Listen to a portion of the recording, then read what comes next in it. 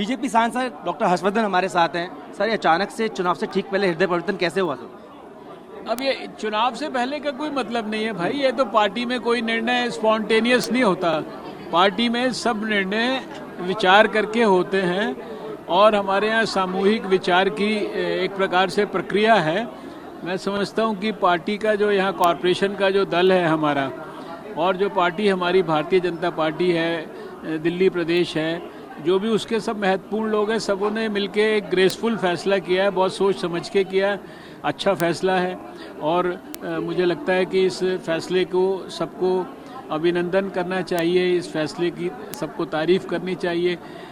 इसके लिए कोई बहुत ज़्यादा जो है जिस तरह के कमेंट्स मैंने सुने कि दूसरी पार्टी कर रही है कि आप संख्या वो नहीं जुगाड़ पाए, ऑपरेशन नहीं कर पाए। अब देखिए, मैंने ये कहा ना कि जैसा उनका सोच है, जैसी उनकी कल्चर है और जैसी उनकी करतूतें आज समाज के अंदर जो है निखर कर खुल कर जो है आ रही हैं, तो उनका कमेंट भी आज आपको उसी स्तर का मिलेगा। आपको जो है कमेंट कोई अच्छा सोफिस्टिकेटेड कमेंट उनकी तरफ से नहीं मिलेगा। नहीं है नहीं, वो तो स्वाभाविक है। वो तो हम जब हमारे पार्टी को मेजॉरिटी नहीं मिली तो वो तो स्पष्ट है कि हमारे पास संख्या बल नहीं है भाई।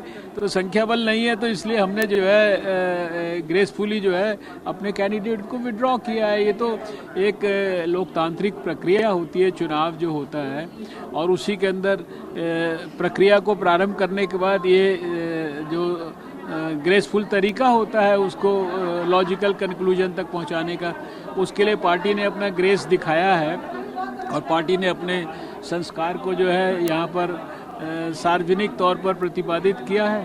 क्या उम्मीद करेंगे हाउस कैसे चलेगा? स्टैंडिंग कमेटी नहीं बन पाई। देखिए, उम्मीद की जहाँ तक बात है, मैं तो बड़ा शांति प्रिय आदमी हूँ, सिस्टम से डिसिप्लिन से चलने वाला आदमी हूँ। मैं तो यही चाहूँगा कि जो दिल्ली की म्यूनिसिपल कॉरपोरेशन है, इसको बहुत लोगों ने मनोयोग से चुना है, इतना लोगों ने इलेक्शंस में वोट दिया है, फिर ये कॉरपोरेशन बनी है।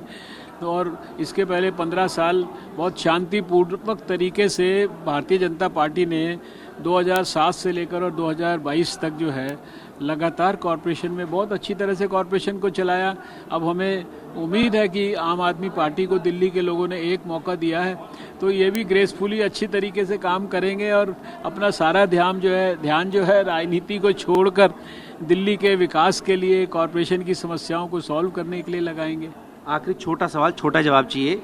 ये जो आरोप लग रहे हैं कि आप जो हैं आम आदमी पार्टी के पार्षदों को नहीं तोड़ पाए, इस वजह से वापस लिया है। I would say this is height of rubbishness. इसको क्या बोलें कि ये उनकी सोच की जिसे कहते हैं उच्चतम कोटि की निकृष्टतम सोच है, ये उसका परिचायक है ये बात।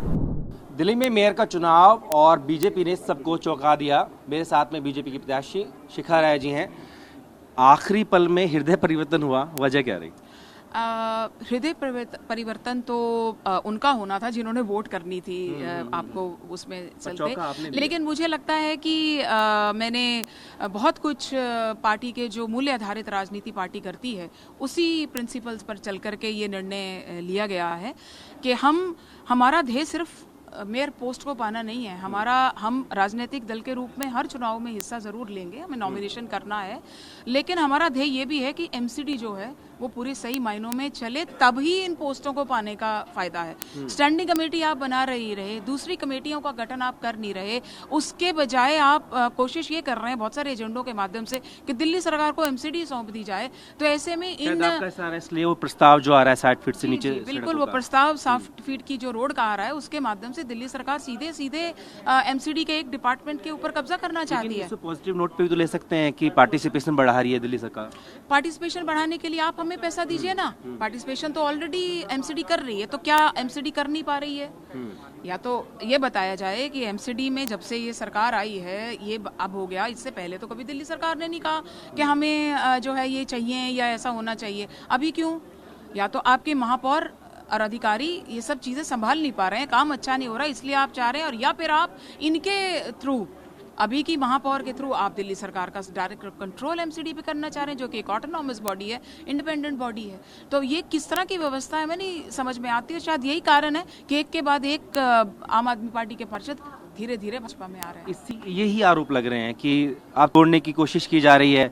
आखिरी दिन नॉमिनेशन हुआ, जब संख्या बल नहीं जुटा पाए, से ऑपरेशन लोटस का नाम भी दिया जा रहा है, तो आपने देखा कि जब हार सामने है तो अपना नॉमिनेशन वापस ले लिया। तोड़ने की कोशिश तो तब होती जब हम चुनाव की प्रक्रिया में जाकर के या उससे पहले जो पार्टी को ज्वाइन कर रहे हैं उसमें तोड़ना जोड़ना क्या, वो तो अपने मन से स्व इच्छा से और पूरे उसके साथ ज्वाइन कर रहे हैं। और आप देखिएगा भविष्य में ये होने वाला है। और क्योंकि उनकी कार्यशैली से, उनके किसी भी जिस तरह का काम एमसीडी में चल रहा है, कोई जो है सेटिस्फाइड नहीं है। तो हमें पूरी उम्मीद है कि सही की तरफ सभी पार्षद धीरे धीरे चलेंगे। आपका अगर संकेत समझ पाया हूँ तो 2024 का जो अप्रैल का महीना होगा तब तक क्या भाजपा वो आंकड़ा जुटा लेगी?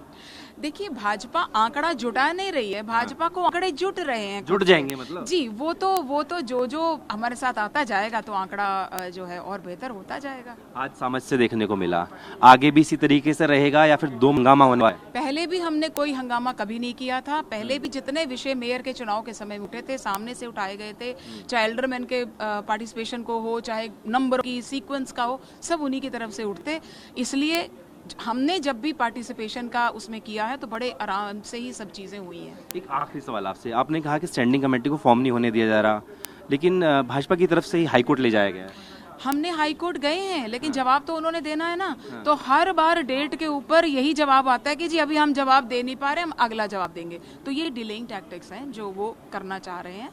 तो इसी के विरोध में ही आज हमने ये भी वापस लिया है कि भैया जब तक आप एमसीडी की फॉर्मेशन नहीं करोगे, वो बॉडीज जिनको काम करके ही मेयर काम कर सकती हैं, तो क्या फायदा इस मेयर पद का? मतलब तब तक तो यूजलेस ही बोल रहे हैं। बिल्कुल, मुझे तो ऐसा ही लगता है जी। अगर यूजलेस ना होता तो क्या दिल्ली सरकार के गोदी में जा के बैठते और उसमें कि अब स्कूलों का काम भी आप देखो, सड़कों का काम भी आप देखो। अच्छी बात है, फंड मिल रहा है। पहले फंड मिलना और डायरेक्ट कंट्रोल लेना, इसमें बहुत अंतर है। आप फंड दो ना जी, फंड तो आपने पहले ही नहीं दिया। अगर आपकी इच्छा होती फंड ही देने की और चीज़ों को सुधारने की तो पहले देते। जब हम लगातार, आपको ध्यान होगा, 13 दिन दिल्ली सरकार के, दिल्ली अब मुख्यमंत्री के घर के दरवाजे के बाहर तीनों मेयर बैठे रहे थे, सर्दी के 13 दिन अपनी यही मांग करते को हमें पैसा दो, तब तो नहीं ध्यान आया मुख्यमंत्री जी को। तो अब ऐसा क्या हो गया कि आपको सड़कों की सफाई जरूर करनी है, वो लेनी है, कर्मचारी लगा हुआ है, वो बेघर होगा, मशीनें लगी हुई हैं और व्यवस्थाएं उस रोड्स की, उनका क्या होगा?